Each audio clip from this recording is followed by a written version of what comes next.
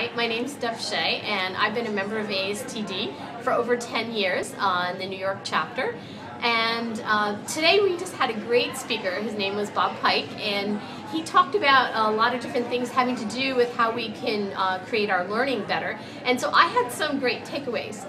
He was talking about the difference between reviewing with learners what they have learned in a classroom situation versus revisiting, where they take much more ownership of the learning, because instead of you saying, hey, do you remember that? You can say, and can you list the 10 things for me? Instead, you have people work in partnership, and then they do self-review as a group, and then you can do group facilitation of the review.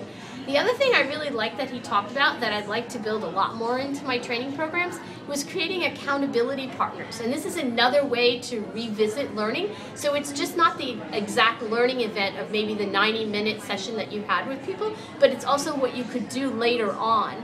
And you could have them do this with accountability partners, and they can actually reinforce what they learned in that 90-minute session. So it was a really great opportunity. I'm so glad we had Bob Pike with us. Penny, it's so nice to see you today, and I'm so happy you were able to attend our session today with Bob Pike. Tell me, though, what are the 3 things that you're going to take away that have really impacted you today? Great to see you as well. And the 3 takeaways I see, whether you're a novice or an experienced practitioner, is number 1, really plan to get people participating at a minimum of every 8 minutes.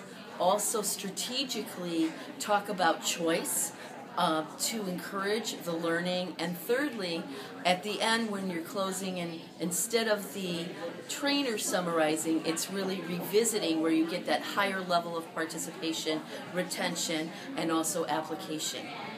That is fabulous. Thank you so much for participating.